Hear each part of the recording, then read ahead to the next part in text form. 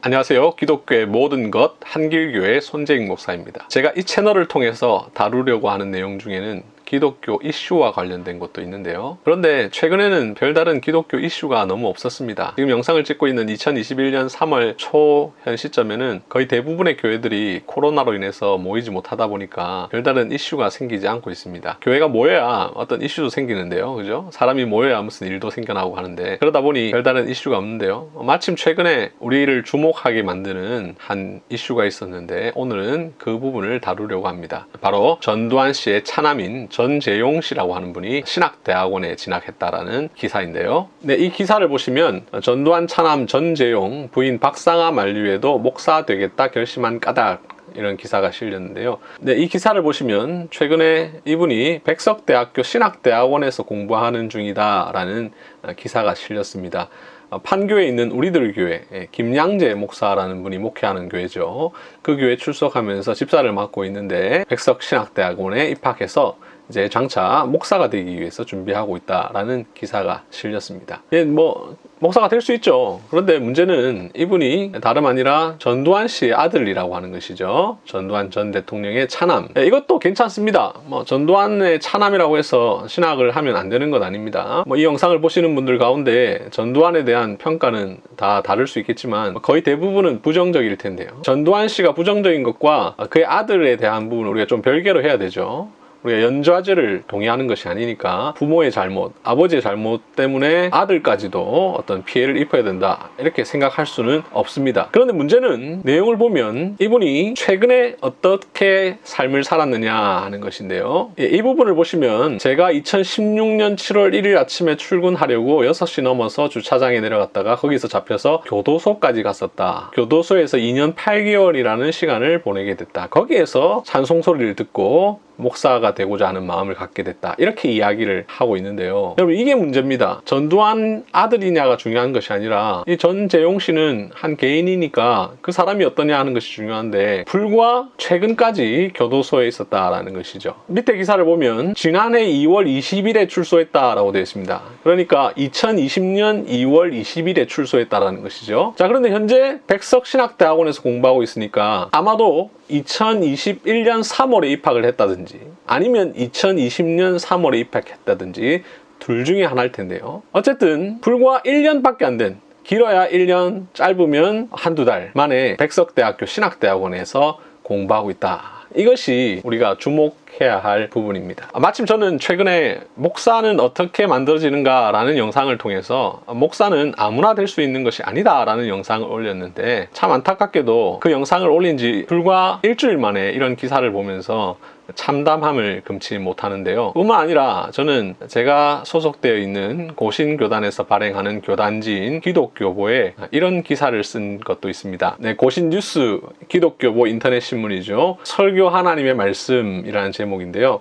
제가 현재 연재를 하고 있습니다. 2021년 1월부터 예배 지침에서 말하는 합당한 예배라는 주제로 연재를 하고 있는데 마침 3월 초에 설교 하나님의 말씀이라는 제목으로 글을 올렸는데요. 여기 보면 설교는 아무나 할 수 없다라는 내용을 다뤘습니다. 제16조는 말씀 선포자의 자질을 다룬다. 설교는 아무나 할 수 없음을 말한다. 설교자의 자질을 다룬 내용을 통해 설교자는 항상 그 자리를 유지하기 위해 힘써야 하고 회중들은 아무나 설교자가 될 수 없음을 기억하고 아무나 설교자로 세우지 말아야 하고 세워진 설교자를 존경해야 한다. 이렇게 되어 있는데요. 이 기사의 링크는 제가 아래 더보기란에 달아두겠는데요. 이런 내용을 보면서 제가 참담함을 금치 못해서 마침 제 페이스북에 이 내용을 올렸는데 전두환의 차남 전재용 씨가 신학대학원에 진학했다는 기사가 떴다. 물론 그 기사에 달린 댓글은 차마 읽을 수 없을 정도로 비난 일색이다. 개신교회를 향한 세상의 시선이 여과 없이 드러나고 있다.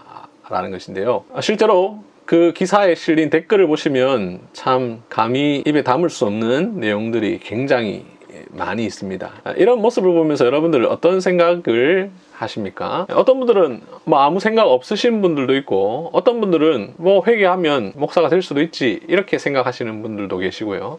어떤 분들은 이 기사를 통해서 굉장히 화가 나시는 분들도 있는데요. 저는 여기에서 중요한 몇 가지를 조금 지적하고 싶습니다. 앞서 말씀드린 것처럼 연좌제를 동의하지 않으니까 그의 아버지 문제는 일단 논외로 해야 되는데, 기사에 의하면 당사자도 범죄 행위로 인해서 2016년부터 2020년 2월까지 징역을 살았습니다. 기사에 우리들 교회 집사라고 말했으니 제가 말씀을 드리면 2016년부터 2020년까지 징역을 살았다면 이 죄의 근거에서 우리들 교회는 이 사람을 시벌해야 합니다. 벌을 내려야 합니다. 교회는 죄를 범한 사람에 대해서 권징이라는 것을 하게 되는데, 가벼운 죄 같으면 넘어갈 수도 있겠지만 이런 큰 죄, 이 사람이 지은 죄를 보면, 한편 전 씨는 지난 2006년 경기 오산시 토지를 445억 원에 팔았지만 325억에 판 것처럼 다운 계약서를 허위 작성해 양도소득세 27억 원을 내지 않은 혐의로 재판을 받은 바 있다. 이 아주 큰 죄 아닙니까? 신자가 범하면 안 되는 죄입니다. 이런 죄로 인해서 세상에 벌을 받았다면 교회 역시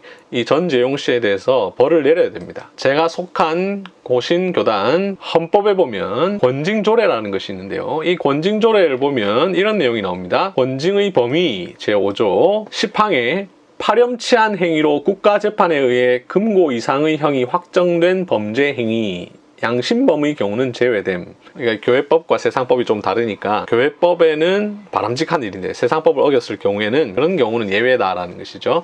그런데 그렇지 않고 이런 파렴치한 행위로 국가재판에 의해서 금고 이상의 형이 확정된 경우에는 마땅히 권징을 받아야 합니다. 그렇다면 이 우리들 교회는 이 전재용 씨를 시벌했어야 됩니다. 즉 권징했어야 됩니다. 만약 시벌하지 않았다면 이 우리들 교회, 아주 유명한 교회고 김양재 목사라는 분이 굉장히 언론에도 많이 나오시는 분인데, 이 교회를 과연 거룩한 주님의 교회라고 할 수 있을까요? 만약 시벌을 했다면 이 교회와 그 교회가 속한 노회는 이 전재용 씨를 어떻게 신학대학원에 추천했는지 굉장히 의문입니다. 신학대학원 입학이라는 것이 범죄한 사람이라고 해서 하면 안 된다, 이것은 아닙니다. 과거 10여 년 전에 큰 죄를 지었다가 하나님 앞에서 회개한 사람이 신학대학원 갈 수 있죠. 목사가 될 수 있습니다. 그런데 2020년 2월에 출소한 사람입니다. 아직 1년밖에 되지 않았습니다. 왜 이 사람을 신학대학원으로 추천합니까? 좀 더 하나님 앞에서 회개하도록 해야 되지 않습니까? 각 교단마다 조금 내용은 다르지만 제가 속한 교단 교회정치 제40조에 보면 목사의 자격이 있습니다.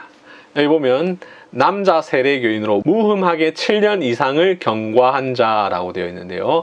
이 무흠하게라는 말은 흠이 없는 동안 7년을 지난 사람이라는 것이죠. 7년보다 훨씬 이전에 죄를 지은 사람은 충분히 목회자가 될 수 있죠. 자신의 죄를 진심으로 회개한 사람이라면. 그런데 그게 아니라 3년 전에, 2년 전에 죄를 지은 사람이 목사가 될 수 없습니다. 그리고 그런 사람을 신학대학원에 입학시킬 수가 없죠. 지난 영상에서도 말씀드린 것처럼 신학대학원 입학은 개인이 결정하는 것이 아닙니다. 교회가 추천하는데요. 분명 이분도 이 우리들 교회와 그 교회가 속한 노회가 이 사람을 추천했을 텐데 과연 어떻게 추천했는지 굉장히 의문입니다. 뿐만 아니라 그 사람의 추천을 받아서 백석대학교 신학대학원도 이분을 입학시켰을 텐데 과연 백석대학교 신학대학원은 과연 이 전재용 씨를 어떻게 입학시켰는지 한번 생각을 해볼 필요가 있습니다. 다음으로 생각할 것은 전재용 씨의 나이가 57세인데요. 아마도 만으로 그렇겠죠. 우리 나이로 아마 58세인데요. 그렇다면 이분이 신학대학원 3년 다니고 강도사 기간을 보내고 목사 안수 받으면 기껏해야 10년도 안 되는 기간 동안 목회자로 살 수 있습니다. 그런데 왜 꼭 목회자가 됩니까? 저는 한 사람의 회심을 함부로 평가하고 싶지는 않습니다. 정말로 이 전재용 씨가 회심할 수 있죠. 자신의 삶을 뉘우쳤을 수 있습니다. 그런데 2020년 2월에 출소한 사람이 지금 목사가 되겠다?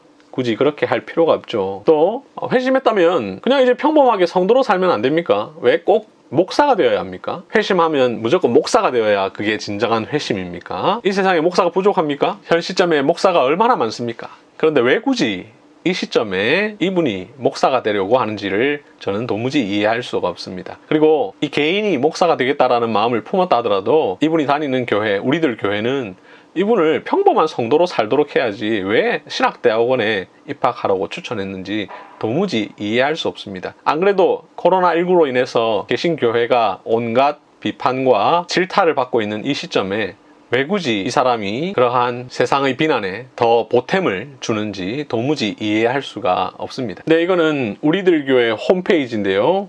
이 홈페이지에 들어가 보면 사역자 명단이 있습니다. 이 사역자 명단에 보면 전재용 전도사라고 되어 있습니다. 바로 이 전두환 씨의 둘째 아들이죠. 우리들 교회는 이분을 지금 전도사로 청빙해서 교회에서 사역을 시키고 있습니다. 그러니 전재용이라는 개인의 문제가 아니라 우리들 교회가 이 부분에 대해서 분명히 답을 주어야 할 필요가 있겠죠. 이분의 기사에 보면 자기는 교도소에서 찬송 소리를 듣고 신학대학원에 가야겠다라는 생각을 하게 됐다고 하는데요.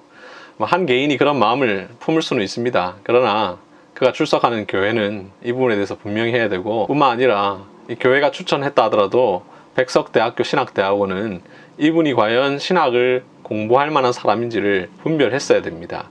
그렇지 못했다면 신학대학원으로서의 직무를 유기를 한 것이죠. 그래서 저는 제가 쓴 글에 이런 내용을 달았습니다. 세상 사람들은 이 기사를 보면서 아무나 목사가 될 수 있다는 확신을 갖게 될 것이다. 이 모든 일에 전재용 씨와 우리들 교회 백석대 신학대학원이 공범이다. 지금까지 조금 제가 흥분하면서 이야기를 드렸습니다만, 아무나 신학대학원에 가는 것이 아닙니다. 회심했다고 해서 다 신학대학원에 가야 되는 것 아닙니다. 목사가 아닌 평범한 성도로서 살아도 됩니다. 이런 죄를 지었다면 그냥 회개하고 평범한 삶을 살면 됩니다. 나이 57에 신학대학원에 입학해서 공부를 따라가는 것도 쉽지 않습니다. 60이 넘어서 목사가 되어서 설교 준비하고 목회하는 것이 생각처럼 그렇게 쉽지 않습니다. 설교라는 일이 쉽게 이루어지는 일이 결코 아니거든요. 한 10년 지나야 이제 겨우 할 수 있는데, 이분은 10년 지나면 이제 은퇴해야 됩니다. 그러면 그런 삶을 살기보다는 하나님께서 주신 다른 삶을 사는 것이 오히려 개인에게 훨씬 더 유익하고, 뿐만 아니라 하나님 나라에도 훨씬 더 유익합니다.